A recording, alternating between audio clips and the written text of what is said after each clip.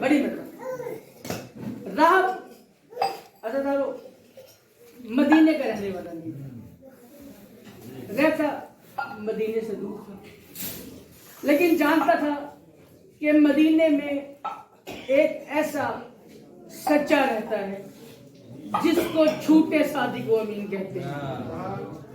मैं देखूंगा कि कौन कौन यहाँ पे हुसैन के नाने का मुहिब बैठा हुआ है, किसके दिल में हुसैन के नाने की उल्फत है, मोहब्बत है और सीने में दिल नहीं बल्कि सरकार का नाम धड़कता है। राहब ने सुना हुआ था कि मदीने में एक सादिक व अमीन रहता है। कितना सच्चा है, इतना सच्चा है कि मैदान सिद्क में जाने के लिए वो लेके ही उनको गया जिन्होंने कभी झूठ ही नहीं बोला।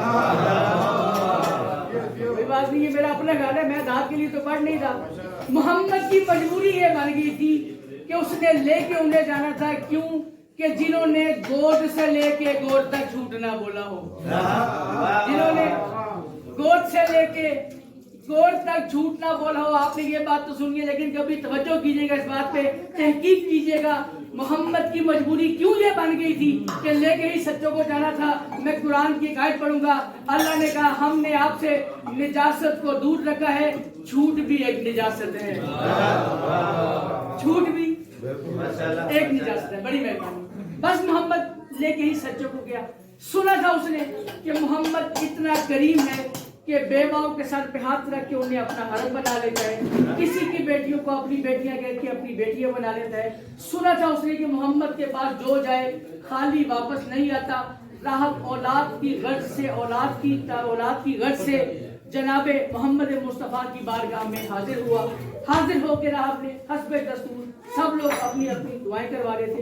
राहब ने भी कहा या रसूल अल्लाह मैं औलाद की गर्ज से आया हूँ, मुझे बताइए मेरे नसीब में औलाद है कि नहीं है, औलाद है कि नहीं है। बिला तशबीह सरकार दो आलम ने लोहे महफूज का मुतालिया किया। लोहे महफूज का मुतालिया करके सरकार दो आलम ने राहब से कहा राहब अल्लाह ने तेरी किस्मत में औलाद नहीं दी। सब बातें आपने सुनी हुई है, मैं बस सिर्फ तवज्जो के लिए बात आगे बढ़ा के पेश कर रहा हूँ।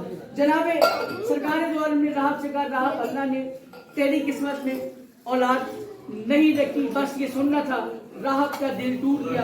टूटा हुआ दिल लेके रोता हुआ मस्जिद नबी से जा रहा था। इधर राहब जा रहा था, उधर से मुकद्दर बनाने वाले आ रहे थे।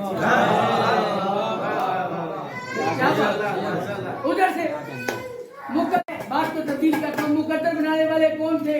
दो आयत नुमा, दो कुरान नुमा, दो सहीफे नुमा बच्चे आ रहे थे। एक का नाम हसन था, एक का नाम हुसैन था, एक यासिन था, एक मुजम्मिल था, एक मुदस्सिर था, एक ताहा था। बस छोटी आयत ने बड़ी आयत से कहा भैया हसन, भैया हसन। नाने के दरबार में लोग रोते हुए जाते हैं, हंसते हुए आते हैं। नाने के दरबार में लोग रोते हुए जाते हैं। मैंने पहले कहा मैं देखूंगा कि कौन सरकार दो आलम का मुहिब बैठा हुआ है। नाने के दरबार में लोग रोते हुए जाते हैं, हंसते हुए आते हैं। ये नानी के दरबार में हंसता हुआ गया है, रोता हुआ आ रहा है। भैया हसन कहीं ये तौहीन रिसालत तो नहीं है?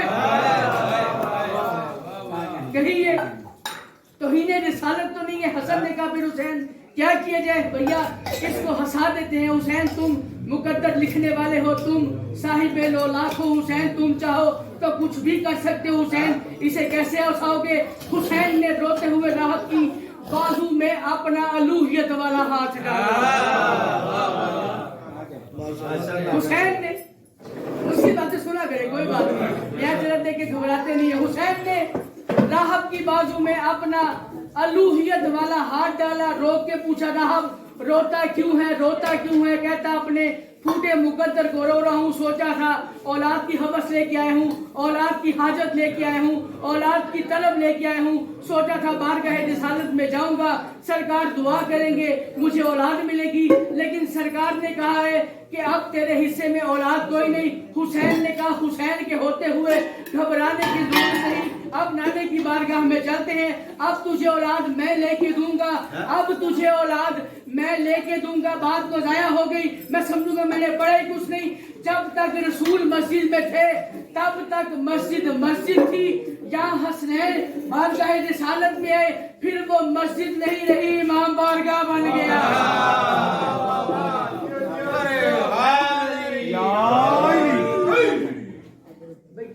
موٹا نعرہ اور کٹی بڑی سلوار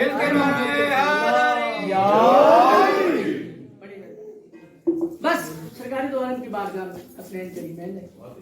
حسین نے کہا نانا خلاف معمول خلاف فطرت آپ کے دربار میں کام ہو گیا ہے. حسین کیا ہوا نانا؟ یہ اولاد کی وجہ سے آیا تھا, یہ روتا ہوا جا رہا تھا. نانا مجھ حسین کو گوارا نہیں کہ یہ آپ کی بارگاہ سے روتا ہوا جائے. حسین پھر کیا کرے؟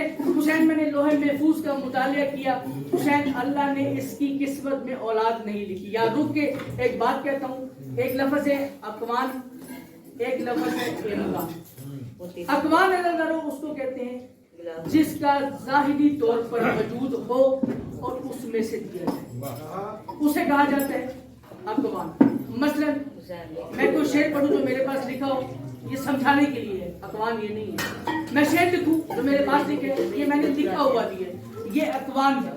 اور اگر میں برجستہ کو شعر کہہ دوں, فی البدیہہ کو شعر کہہ دوں, تو یہ اقوان نہیں, یہ امکان ہوتا ہے.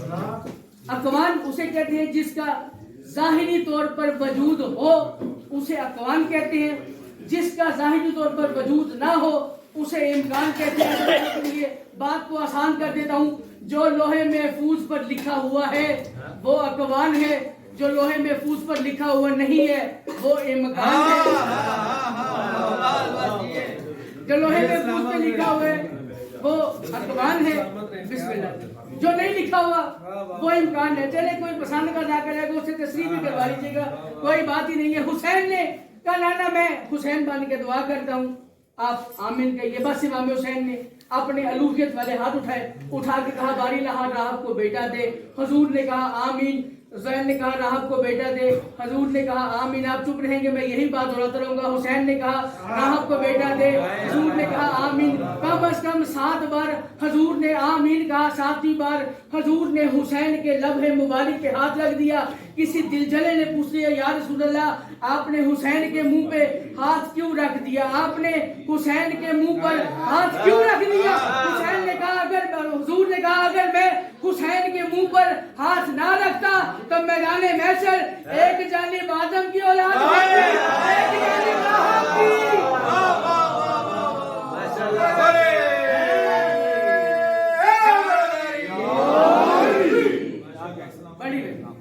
ایک جانب آدم کی اولاد, ایک جانب راہب کی اولاد. کی بات بھولے تو نہیں, راہب روتا ہوا جاتا. اب جب راہب ہنستا ہوا واپس جا رہا تھا تو وہی دل جلا اٹھا. شعر میں نے آخری پڑھنا ہے اور پڑھ کے میں نے سلام کر جانا ہے. وہی دل جلا اٹھا, کٹے ہوئے دل سے, جلے ہوئے دل سے. راہب سے کہتے ہیں راہب ابھی لمحوں پہلے تو بارگاہ رسالت سے روتا ہوا جا رہا تھا, اب تو ہنستا ہوا جا رہا ہے. راہب تو لمحوں پہلے روتا ہوا جا رہا تھا, اب تو ہنستا ہوا کیوں جا رہا ہے؟ راہب نے اس دل جلے کی آنکھوں میں آنکھیں ڈال کے ایک بات کہی ہے, وہ 4 مصرے سنو اور میں سلام کر کے جا رہا ہوں. راہب نے اس کی آنکھوں میں آنکھیں ڈال کے راہب کہتا ہے الوہیت ہے یہی جو کہ میں نے دیکھی ہے, الوہیت ہے یہی جو کہ میں نے دیکھی ہے. امام حسین کی بات ہو رہی ہے, الوہیت ہے یہی جو کہ میں نے دیکھی ہے. بات پھر ضائع ہو گئی, مجھے دکھ ہو گئے. امام حسین کو کریم کربلا نہیں بلکہ کریم آل محمد کہنا چاہیے. میں ذلیل میں 4 مصرے پڑھ کے سلام کر کے جا رہا ہوں. الوہیت ہے یہی جو کہ میں نے دیکھی ہے, الوہیت ہے یہی جو کہ میں نے دیکھی ہے. یہ کبریائی کا سنجوگ نہیں کھوتا ہے, الوہیت ہے یہی جو کہ میں نے دیکھی ہے. میں امکان بھی کھو چکا, اقوال بھی کھو چکا, راہب کی بات بھی کر چکا. اب میرا شعر ضائع ہوا, مجھے دکھ ہوگا اس بندے پہ. راہب کہتا ہے الوہیت ہے یہی جو کہ میں نے دیکھی ہے, یہ کبریائی کا سنجوگ نہیں کھوتا ہے. میں سمجھتا تھا کہ اقوال پہ ہے راج اس کا, میں سمجھتا تھا کہ اقوال پہ ہے راج اس کا. وہ جو امکان سے دے دے حسین ہو